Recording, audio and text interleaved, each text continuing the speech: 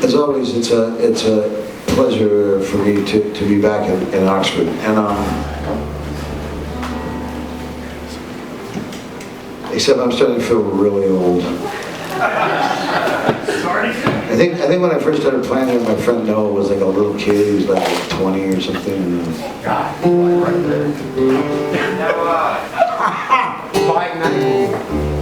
40 now? But I always wanted to move here. There was at least a couple of years where I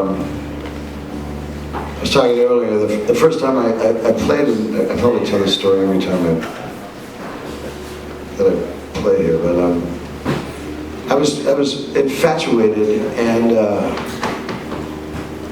probably more influenced by one single musician than by my friend Charlie Jacobs, who was in the Tangents.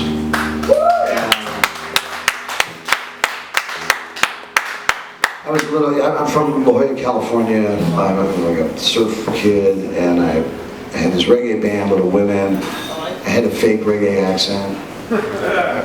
Yeah, you know, I'm on tangents, right? You know, what's a tangent?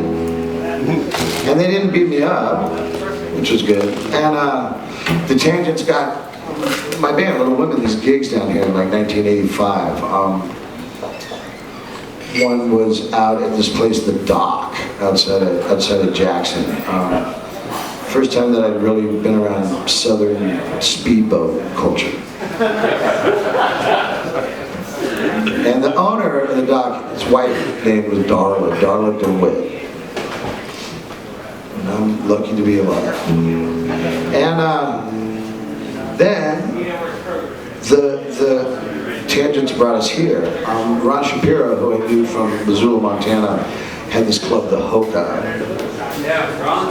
And I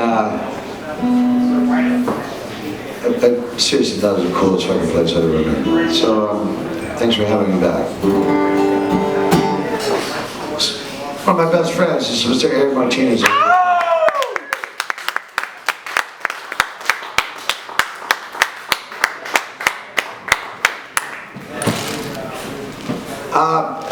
Lots happened since I was here last, but we're going to play a couple of kind of older songs.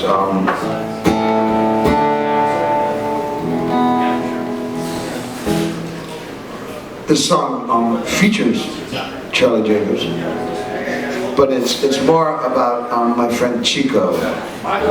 And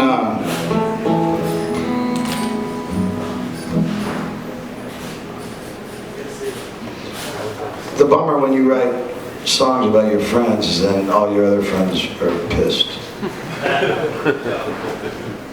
Like I don't really have a lot of songs about, yeah I do, about my wife, but when I play some old one, you know, from some other girlfriend, she's like, how come you never write those songs about me? I'm like, you haven't listened to one of my records in 20 years. Anyways, I wrote this song in Harlem, and Chico had come up to momentarily stay with us, and then two things happened. One, he introduced me to one of the biggest heroes of my life, with Joe Strummer. And I thought he was full of shit. He's like, no, we're gonna go see Joe. Joe's my friend. I'm like, yeah, sure. And we get to this gig in Brooklyn, and it's fucking Joe Strummer.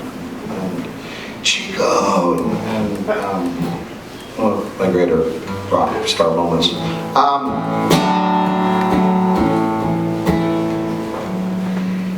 And then Chico was walking out the door with his bag. He was writing about baseball and baseball fields. Where do you play baseball?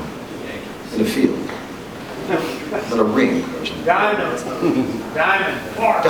Diamonds. And he was headed out. He goes, I want to really get to know these baseball fields. So I'm going to go sleep in the fucking bushes around the fields and really like get it.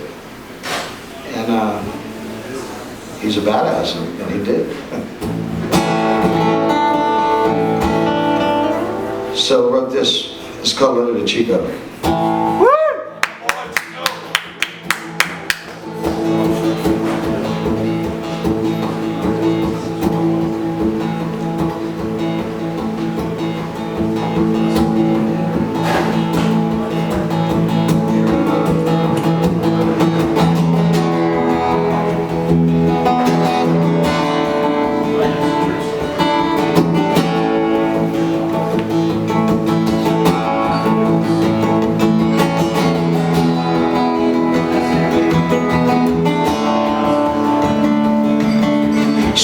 the city lights, moving like Morse code lasers through the sky.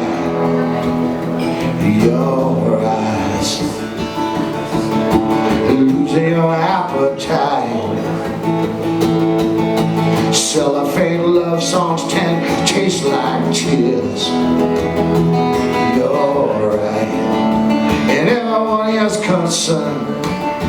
Everyone here believes you now for sure.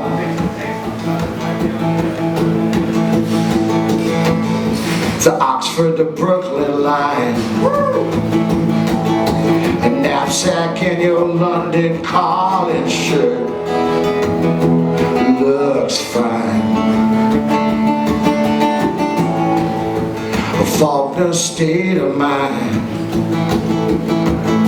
a Portugal to the Mississippi dirt. On time, with no time for maroon, we all seem to be seeing the same moon. You like the way you ring the bell.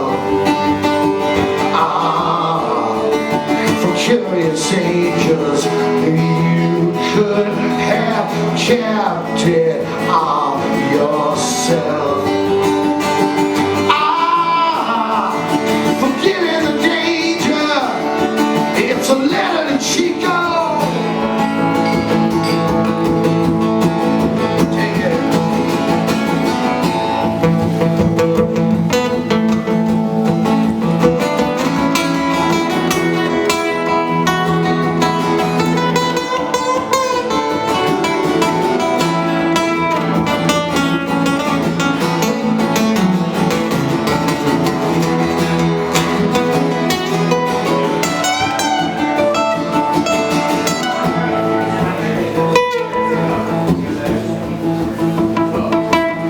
Something you said to me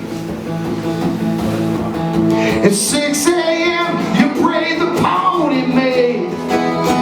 It sets you free. A club with a go-go tea,